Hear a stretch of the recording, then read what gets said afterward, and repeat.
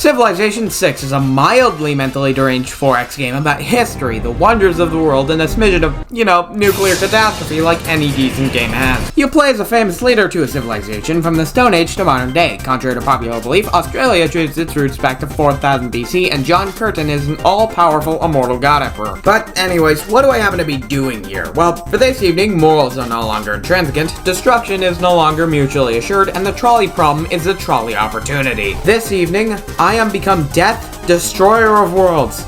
See, that's Oppenheimer, but it also originates from an Indian god. It's funny, it's creative, laugh now! But why Gandhi? Why not Hojo Tukimine, or Gilgamesh, or even Jeremy Clarkson from the popular British automobile talk show, Top? Because Gandhi loves nukes, that's a meme, you neophyte. In Civilization 1, all AI had aggression levels from 1 to 10, so Stalin 5, Julius Caesar 3, and Gandhi is 1, because that's kinda his thing. However, the player can influence these, most notably with whatever form of government you have. Switching to a democracy removes 2 of the aggressions from other nations. Not an issue for most leaders, but what about Gandhi? Well, of course, when Gandhi finds out you've adopted such a system, he will calmly and rationally have his aggression stat changed to 255! You have money, Gandhi will take it by force. Do you annoy him in the slightest or even not at all, a Gandhi will invade. Has Gandhi acquired a nuke?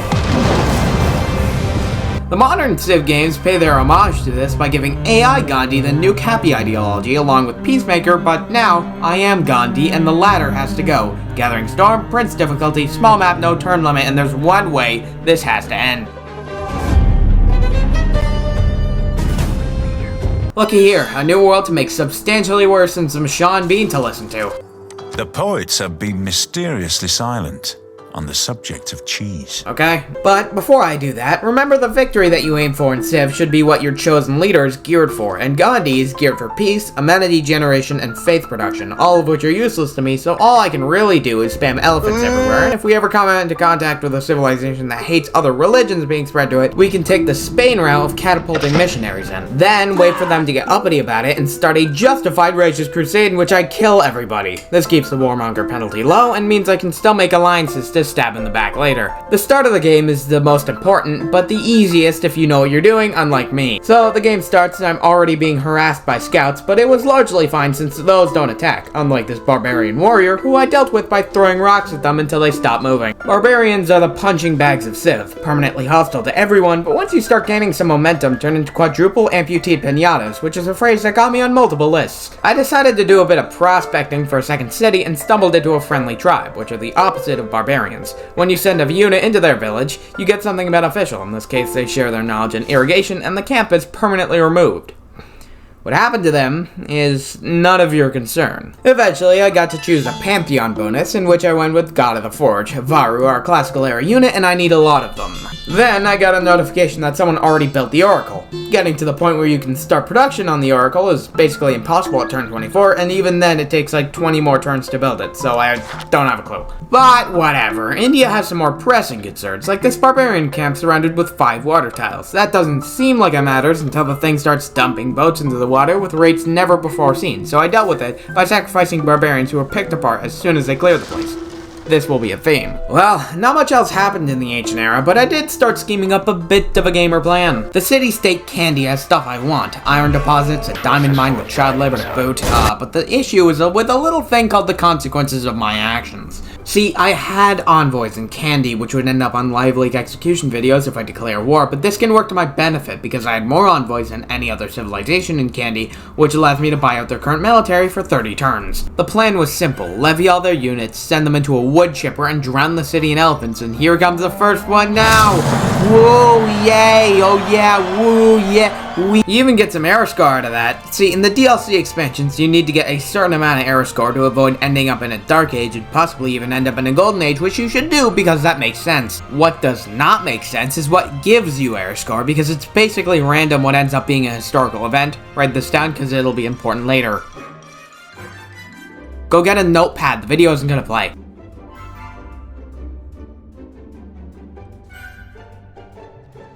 You got it?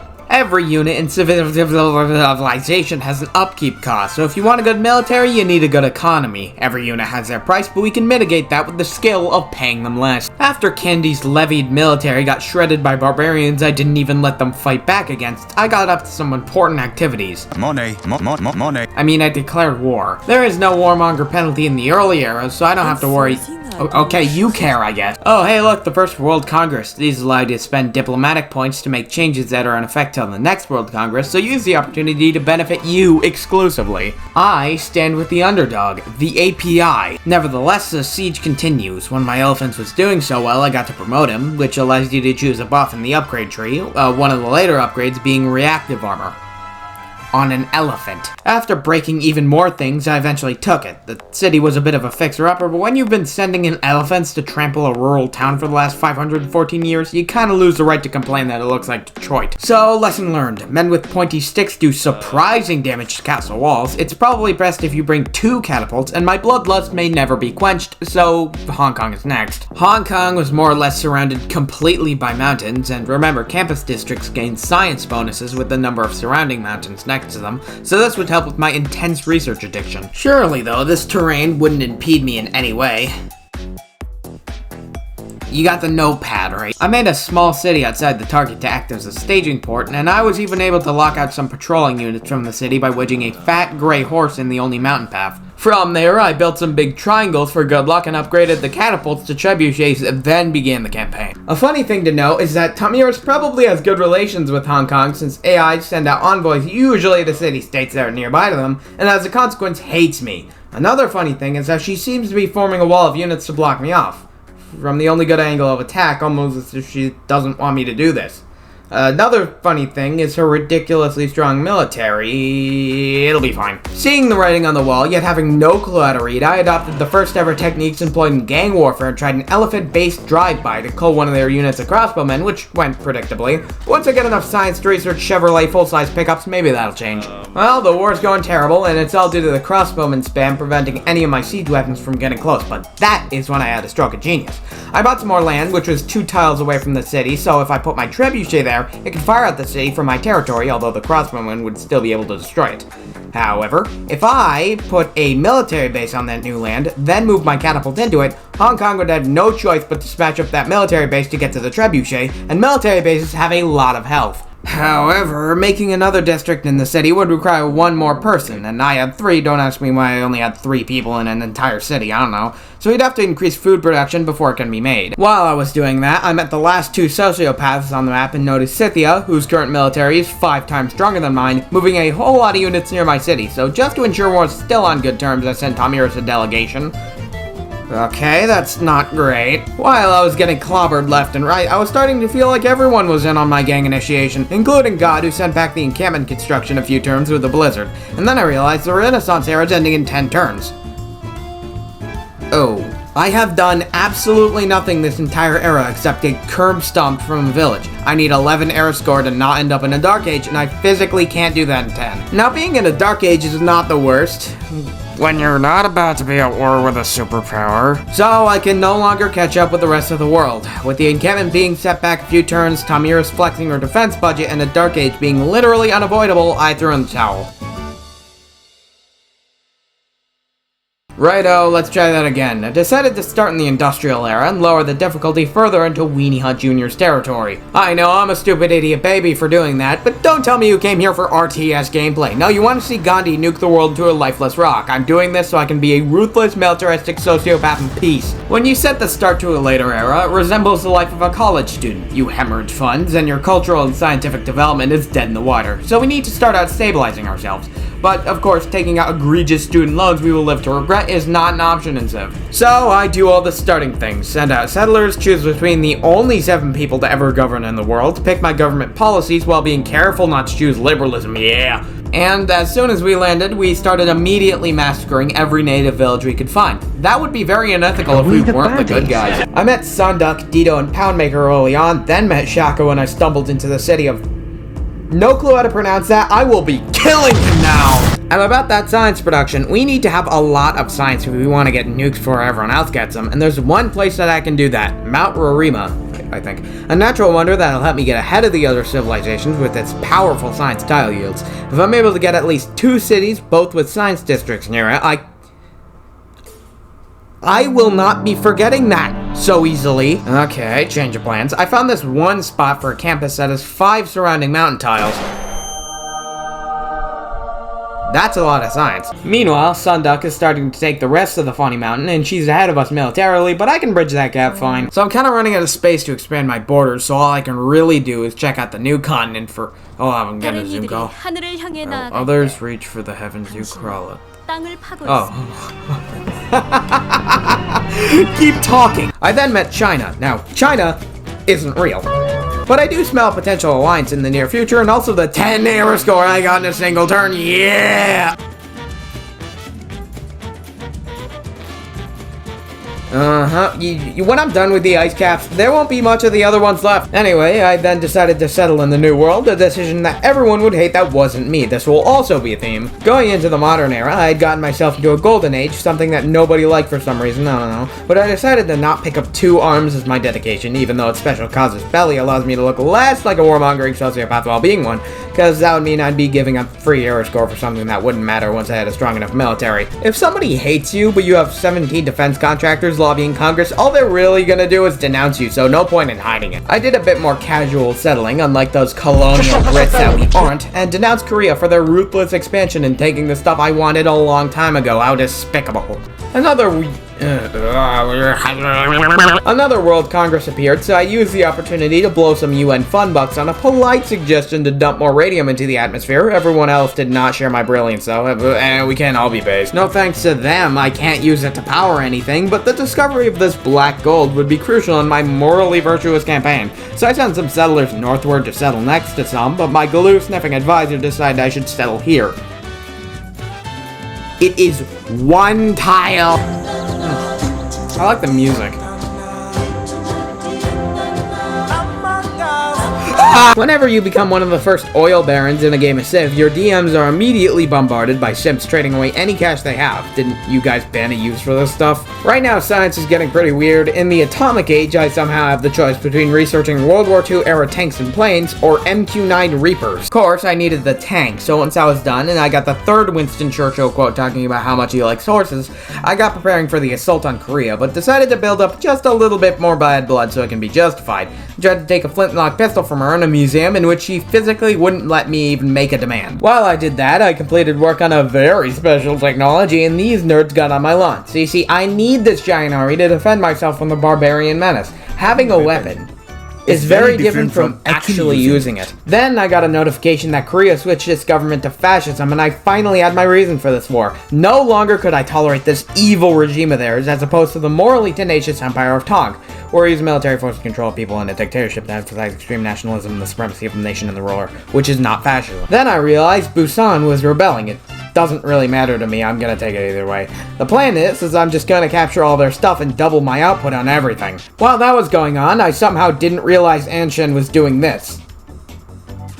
I don't think it's supposed to be doing that. But yeah, until you acquire an array of fun tools. Conquest in this game is really boring. Bosun eventually rebelled in the middle of a siege and started pledging their loyalty to Kree. Too bad. Capturing a city in Civ, or at least in the expansions, means they won't immediately want to be in your empire, so we need to build loyalty fast, which is where Limitane comes in, adding a bit of loyalty to cities with a garrison unit. Sure, you could rebel, but do you really want to when there's an M1A2 Abrams at your door? So I kept on invading, kept out sending out biplanes to scratch the paint on this encampment, kept on firing bowling ball-sized shells at cities, but upon taking Gyeongju, Korea filed a military emergency. I had no idea what other countries were willing to throw at me, so I pumped a whole lot of diplomatic favor into opposing it, but apparently no one cared except for her, so cool. Also, I lost Busan again, and after retaking it, there was gonna be another rebellion before I could get a governor established. Real shame. Real shame. Things are going well, I'm not losing any forces, taking cities at a decent rate, and the atmosphere is nicely filling up with carcinogens. And we just entered the information era. Now, one of the dedications you can make here gives you a free giant death robot, known in the game as a giant death robot. However, you need to get into a golden era for it. They got into a golden era, I did not. This is an issue because my artillery does 2 damage to it. I captured her second to last city in the south, and in retaliation, Sunduk destroyed some of my artillery and captured my builders. She asked me to sue for peace, in which I sternly rejected. I sent most of my forces to fight the robot, and the game gifted me with a great engineer I could do nothing with. Thanks. The thing then decided to dent up my tank army, which I could not afford to lose. I stacked 3 tanks into it after all, and all I could try to do was chip away at it as much as I can. I fired artillery, I sent out fighters, anything just to dent it up a little. Oh. Apparently, aircraft do a lot of damage to GDRs, like a lot of damage, more than nukes. I think this is partially aided by how Korea does not have any of the upgrade trees for the GDR since they got it for free, especially the anti-air upgrade, so all I had to do was send in some other tanks and gabagool. Now to capture the rest of their cities. Wow, that was surprisingly easy. Now all that's left to do is make another city, get some environmentally friendly, peaceful minerals, and immediately declare another surprise war. Now, I understand that's kind of Mach 2 thrust vectoring whiplash, but to be fair, I don't even remember this war. Anyways, I smashed up the GDR they apparently had with the power of Lockheed, but then realized Phoenicia was allied with almost everybody, and they were coming to steamroll my nuts. And apparently everyone except for me and Poundmaker had a giant death robot. I then switched my government to fascism. Yes, I went on that whole tangent, but honestly, I don't care anymore, and I need the policy slots. Then Phoenicia sent out their strongest warrior, Gustav Klimt. What? Oh, there goes Kobe. I couldn't financially support taking cities anymore, so I had to raise them now, which is when other countries at war with me started to crack down on my new world cities. I couldn't do anything about that, didn't want to, and really just didn't care, so they're gonna have to hold out till I'm done with the war. A little while after, the Phoenician aid request results came in. Minus 648, I know, I'll be having my medals now. I finished off the rest of the peninsula, so overall, all the civilization cities taken, one of mine lost. Well, I say taken, I didn't exactly hold on to most of them very long. I was still at war with Dito's allies, and the military force of both Shaka and Huang would prove a little too much for me then, so I took a quick break from warlording to assemble the most unethical landing force humanity has ever created. The Indian city of Mysore was recently taken by China, so obviously I wanted to get it back. Say, what's the easiest way to get something from someone?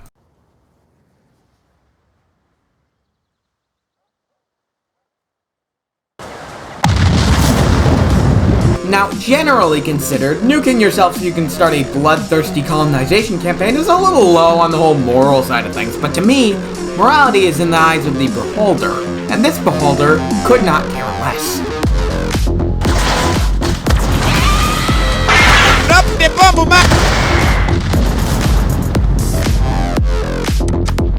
Cause we're just gonna kill him!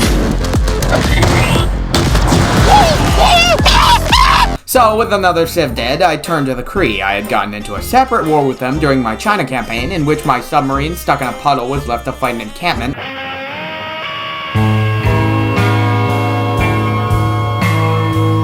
Just to clear up any post-war woes, I decided to gift them with some of my stocks of uranium-235. Soon after, a few barbarians came out of the woodwork with rocket launchers. I dealt with them by nuking myself again. One of my GDRs then met his match. Ooh, almost lost that one. The world is ours for the taking, and take it you have. No.